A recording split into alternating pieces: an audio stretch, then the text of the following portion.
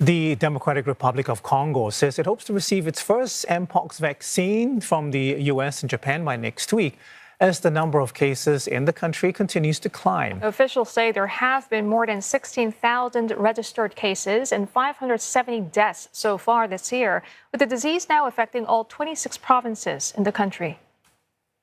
J'espère que la semaine prochaine, on pourrait déjà voir arriver les vaccins. Vous savez, c'est vraiment toute une chaîne logistique qui va de notre acceptation d'abord et ensuite de quelques procédures administratives avant l'expédition.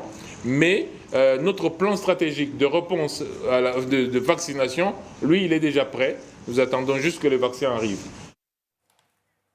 The US, EU, and Japan have confirmed they will provide vaccines to Congo and other affected nations in Africa.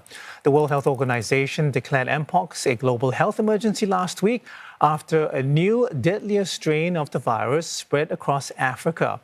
Outside the continent, the first case of the new strain has been confirmed in Sweden. Countries around the world are ramping up preventive measures to counter the outbreak, led by increased vaccinations and testing. Asia is now on high alert. The Philippines reported its first Mpox case of the year yesterday, a 33-year-old male with no recent travel history. His symptoms began more than a week ago when he had a fever and rashes. Health officials are still establishing the strain but have reassured the situation is under control. The case was also confirmed in Pakistan last week. Authorities have determined it is not the new, more serious strain. Still, precautionary measures have been ramped up. All travelers arriving in the country will be screened for Mpox. We are joined by Dr. Amesh Adalja, senior scholar at Johns Hopkins Center for Health Security. Doctor, thank you very much for joining us.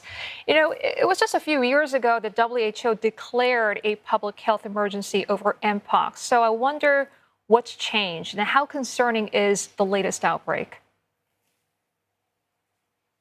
What's changed is that the virus has evolved, and there is a new strain of this virus that's spreading pretty rapidly in the DRC. And it's happening in a place where they don't have the resources to stem that spread. And this is now spreading to neighboring countries like Burundi, for example. And that's what's triggered this public health emergency of international concern. It's to galvanize the world to get the resources to the DRC to be able to put a stop to the spread of this new strain, as well as other strains of Mpox that are continuing to spread.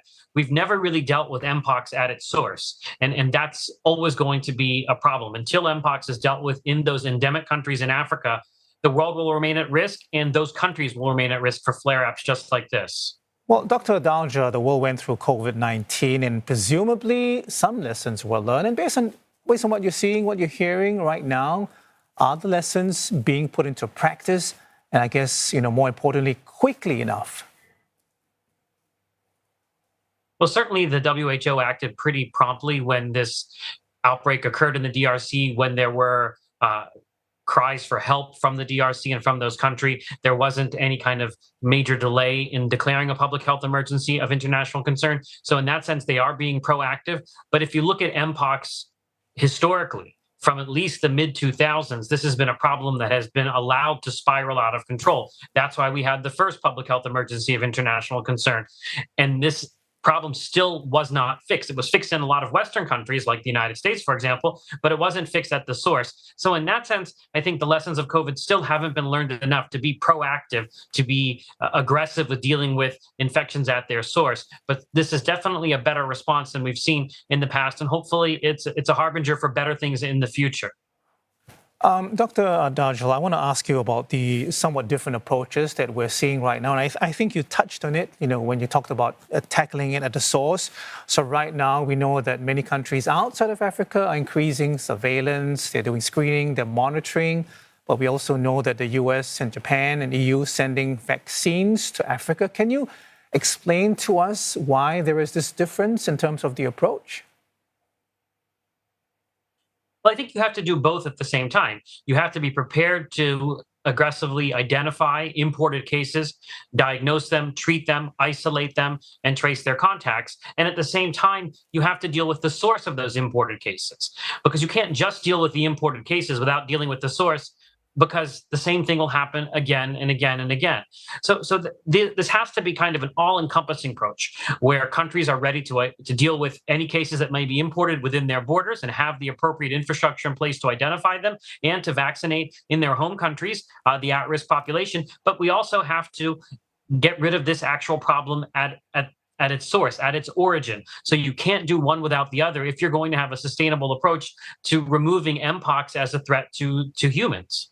Doctor, there's no current treatment for Mpox right now, but as you mentioned, vaccination is the way to help reduce the risk. Could you tell us how effective these current vaccines are against, Clade 1 and Clade 2?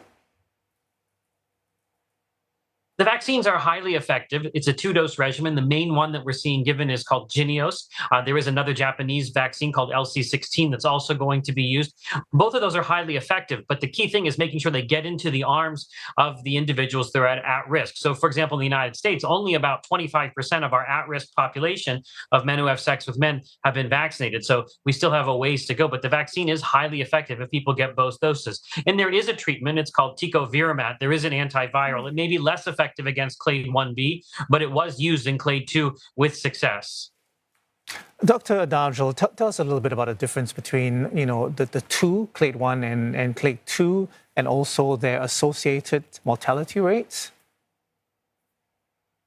So Clade 1 and Clade 2 are two different versions of Mpox. And what's happened within Clade 1 is it's further differentiated into Clade 1A and 1B. And this 1B seems to be efficiently transmitting between humans, or more efficiently than other versions of the virus. And historically, Clade 1 has had a higher mortality rate than Clade 2. It's considered to be a more dangerous strain. But we're unclear on that because all that data comes from countries that may not have health infrastructure to actually treat cases. So that mortality rate may be more similar to Clade 2 if it's treated in a modern hospital where there's ability to do supportive care, such as IV fluids, for example. So historically, yes, Clade 1 has been more dangerous, but we don't know if that data will hold up, for example, in Western-style hospitals. Doctor, a handful of countries outside of Africa have now reported Mpox cases, some of them here in Asia as well.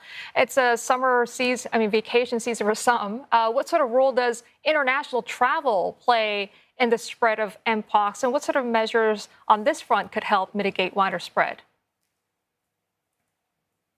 Well, we know from the prior Mpox outbreak that engulfed the world that international travel played a major role when this virus found its way into a sexual network and then spread all over the world, including to the United States, to Canada, to Europe, and that same risk is there with this clade. However, this is coming from the DRC, where there's less international travel from the DRC, for example, to the United States. But what we've seen is international travel to Sweden, for example, with this clade being diagnosed in a patient in Sweden. So it is important that countries be still aware that Mpox, irrespective of the clade, Clade 1, Clade 2, could be in their countries, could be spreading.